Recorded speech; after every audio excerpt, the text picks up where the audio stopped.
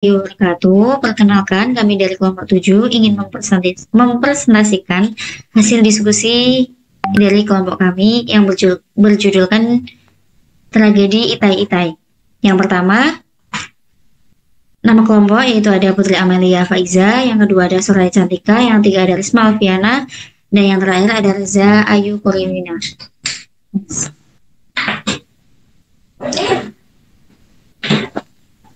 Di sini saya akan memaparkan latar belakang dari tragedi Itai-Itai, yaitu wabah penyakit Itai-Itai yang merupakan tahap keracunan kadmium kronis yang paling parah terjadi di cekungan sungai Jinzu yang tercemar kadmium di Toyama.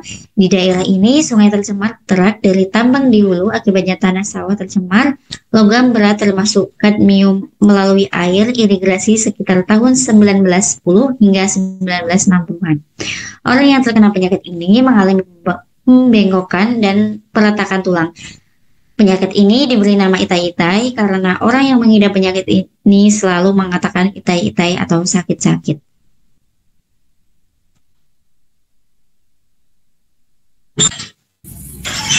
Selanjutnya, penyebab penyakit Itai-Itai. Yang pertama, penyakit Itai-Itai disebabkan oleh keracunan kadmium dari air minum dari cekungan sungai Jinzu. Sumber kadmium ditemukan berasal dari Mitsui Mining and Smelting Company. Mitsui Mining mulai membuang kadmium ke sungai Jinzu pada tahun 1910. Kadmium meracuni sungai sehingga meracuni sumber air penduduk setempat. Setiap orang yang meminum air tersebut akan memakan makanan yang ditanam dengan air yang terkontaminasi. Kemungkinan besar akan menunjukkan gejala penyakit Itai-Itai. Kemudian ada gejala Itai-Itai. Gejala yang pertama adalah nyeri tulang belakang dan kaki. Namun seiring berkembangannya penyakit tersebut, gejalanya meliputi yang pertama yaitu rasa sakit yang melemahkan, yang kedua retak tulang akibat trauma atau aktivitas, misalnya batuk atau berjalan. Yang ketiga yaitu deformitas rangka, yang keempat anemia, yang keempat gangguan ginjal. Next. Kemudian ada logam kadmium. Kadmium menjadi populer sebagai logam berat yang berbahaya setelah timbulnya pencemaran sungai di Jepang yang menyebabkan keracunan pada manusia. Pencemaran kadmium pada air minum di Jepang menyebabkan penyakit Itai-Itai. Kadmium adalah logam berwarna putih perak, lunak, mengkilap, tidak larut dalam basa, mudah bereaksi, serta menghasilkan kadmium oksida bila dipanaskan.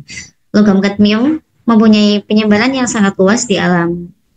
Berdasarkan sifat-sifat fisiknya, kadmium merupakan logam yang lunak, dapat dibentuk berwarna putih seperti putih perak. Kemudian ada sumber kadmium. Kadmium hampir selalu ditemukan dalam jumlah yang kecil dalam biji-biji seng, seperti spihalerit, green oxide, menjadi mineral satu-satunya mengandung kadmium. Hampir semua kadmium diambil sebagai hasil produksi dalam persiapan biji-biji seng, tembaga, dan timbal. Next. Selanjutnya, sumber kadmium. Sumber kadmium di perairan berasal dari pupuk fosfat endapan sampah dan campuran seng 0,2% sebagai bahan impurity. Industri tekstil juga merupakan sumber pencemar logam kadmium yang dihasilkan dari proses pencelupan dan perwarnaan. Industri tekstil seringkali membuang limbahnya langsung ke perairan tanpa melakukan pengolahan memadai. Selain itu, logam kadmium di perairan juga berasal dari tumpahan solar dari perahu nelayan. Manfaat kadmium yang pertama, senyawa digunakan sebagai zat warna, yang kedua digunakan untuk fotografi, yang ketiga berfungsi sebagai pembuatan sel waston karena memiliki potensial voltase stabil, keempat digunakan untuk pembuatan tetrasetil PP, yang kelima digunakan untuk perindustrian polivinil klorida sebagai bahan untuk stabilizer. Efek samping dari paparan kadmium. Yang pertama, kerusakan paru-paru, efek tulang, disfungsi hati, dan toksisitas reproduksi. Efek tulang adalah ciri yang menonjol pada manusia yang menderita penyakit itai-itai. Ciri-ciri beberapa patah tulang dan kelainan bentuk tulang belakang dan tulang panjang.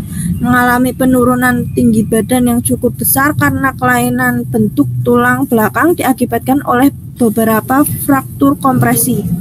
Pada tulang panjang terjadi fraktur patologis yang khas dengan pembentukan osteoid atau fraktur semu Milkman yang merupakan temuan khas pada osteomalacia.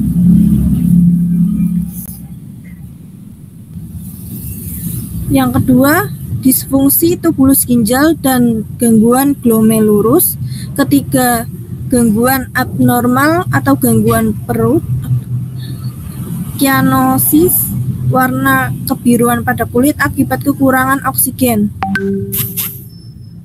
Next. Keracunan kadmium.